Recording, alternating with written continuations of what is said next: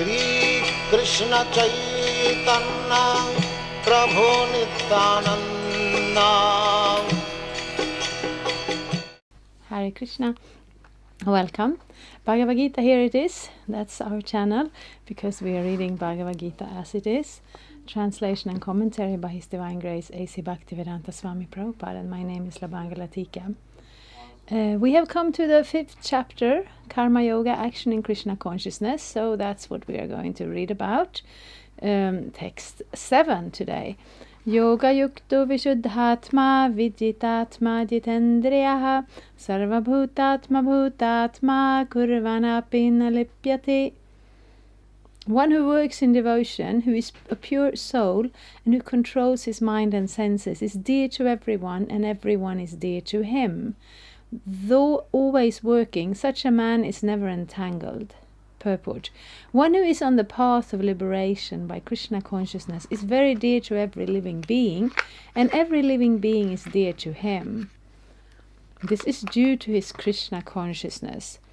Such a person cannot think of any living being as separate from Krishna, just as the leaves and branches of a tree are not separate from the tree. He knows very well that by pouring water on the root of the tree, the water will be distributed to all the leaves and branches, or by supplying food to the stomach, the energy is automatically distributed throughout the body.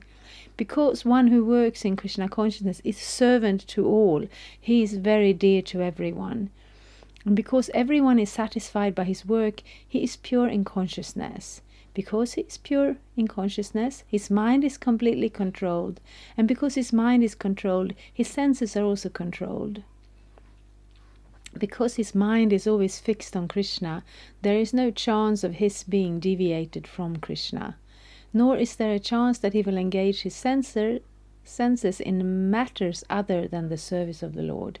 He does not like to hear anything except topics relating to Krishna. He does not like to eat anything which is not offered to Krishna. And he does not wish to go anywhere if Krishna is not involved. Therefore, his senses are controlled. A man of controlled senses cannot be offensive to anyone. One may ask, why then was Arjuna offensive in battle to others? Wasn't he in Krishna consciousness? Arjuna was only superficially offensive because, as already has been explained in the 2nd chapter, all the assembled persons on the battlefield would continue to live individually, as the soul cannot be slain. So spiritually no one was killed on the battlefield of Kurukshetra. Only their dresses were changed by the order of Krishna, who was personally present. Therefore Arjuna, while fighting on the battlefield of Kurukshetra, was not really fighting at all. He was simply carrying out the orders of Krishna in full Krishna consciousness. Such a person is never entangled in the reactions of work. Yes, so here we get the solution to that riddle. How is it even possible to exist in this world? Well, it is possible to exist in this world as a spirit soul, as long as we are connected to Krishna in our devotional service. And here all the...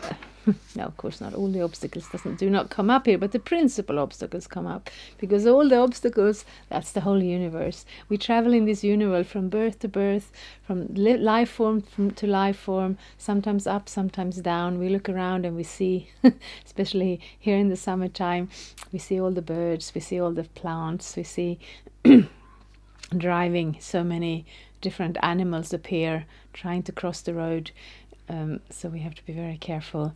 And we have the opportunity to go through all these life forms because our desires are drawing us to them, and we have there to experience all the happiness and distress and all the difficulties, but they all come from this they begin there when we are not working in devotion, which means when we are working for ourselves. Even if we give up work, that is a kind of selfish activity. That means we don't want to perform either our material duties nor our activities in the loving service to God.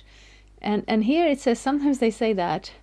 When I was younger, I used to travel with the Sankirtan party, and we would go out and approach people on the street and ask them if they would like a book about Krishna, and then they would sometimes go, "Get a job." Because maybe they could sense that what we were doing wasn't our job, it was different. Of course, you spend as many hours doing as many activities, and at the end of the day, you hand all the money over to the temple president for the service of Krishna. So that's what it means. We do so many activities, but when we do them for ourselves, then we take responsibility for the result. And therefore there is always anxiety. There is always anxiety. I was a happy nun living in the Krishna temple, and I actually didn't have any anxiety, because then I had a family, and then it's up to me to pay the bills, up to me that the children have food and clothes, and there will be no problems, and so many things.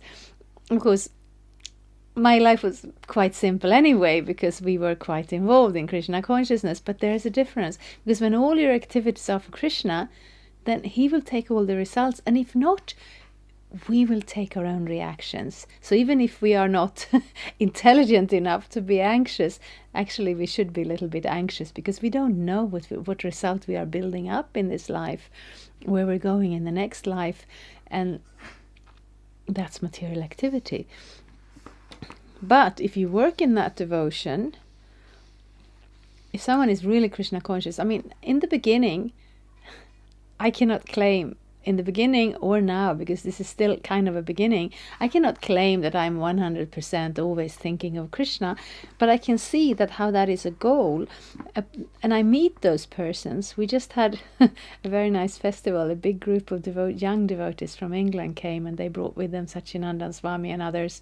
And hearing from these devotees who simply think of Krishna, how to serve Krishna, how to hear about Krishna, how to share this Krishna consciousness with others, so that they can also be happy in Krishna consciousness, then that becomes a very natural mindset, and such a person cannot be inimical to anyone. Sometimes, of course, we have to face obstacles, and we have to face opposition. We have to deal with it in an intelligent way.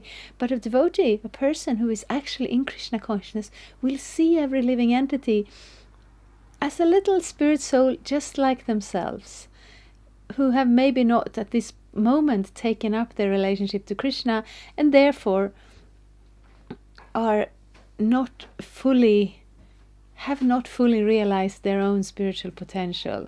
And therefore, even if they are angry or creating disturbances or disrespecting us and so many things, there is no real enmity from the side of a devotee, because devotee sees, I would like to help that person be happy too.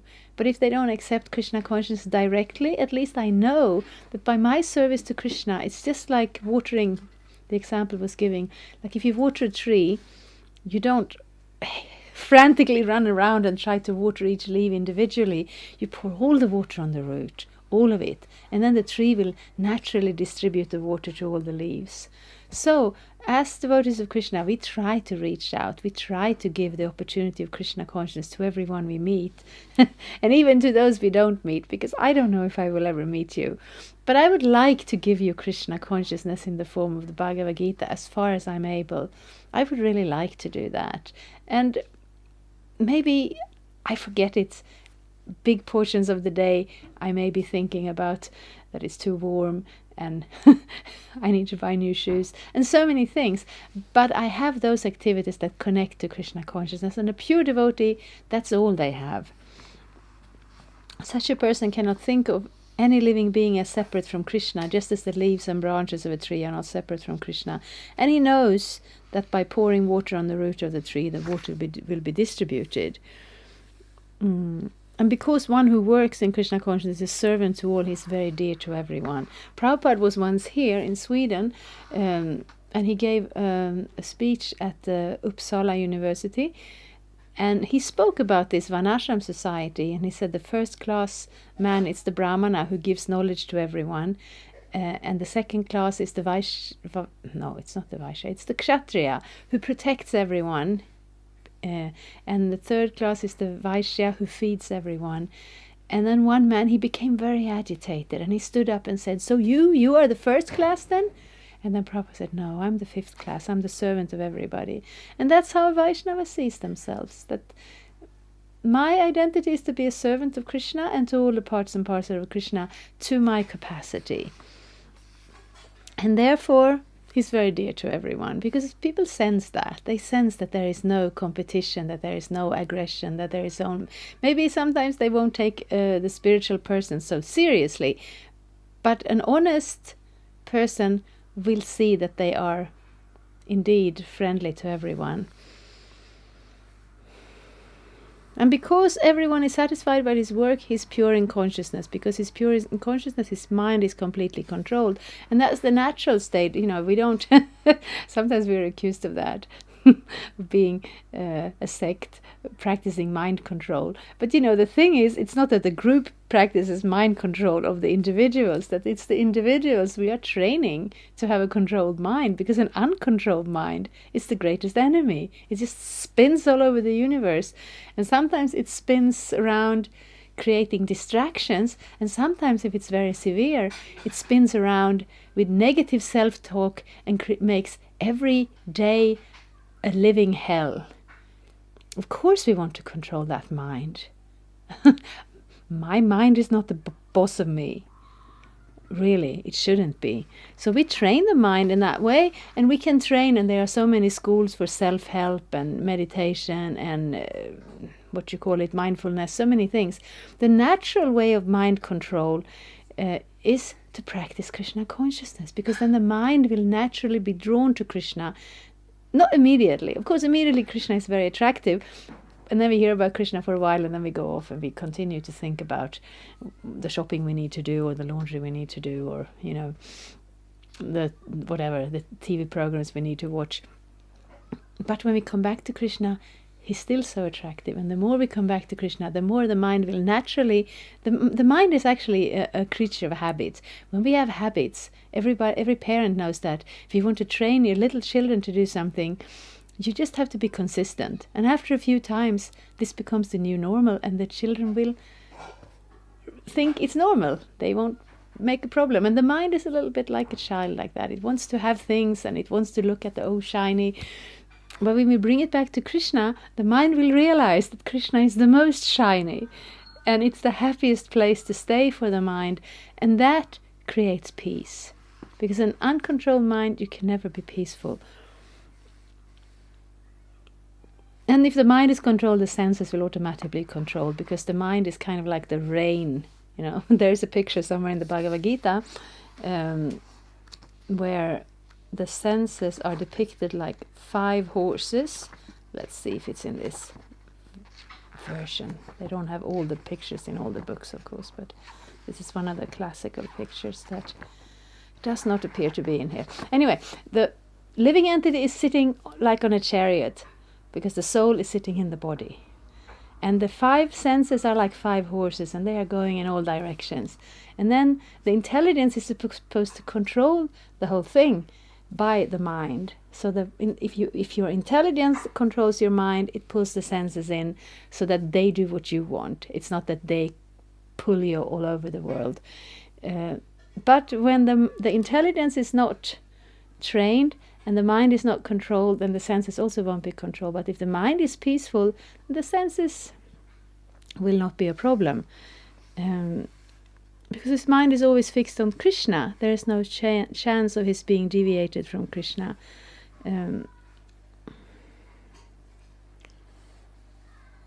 So that is a natural state for the soul.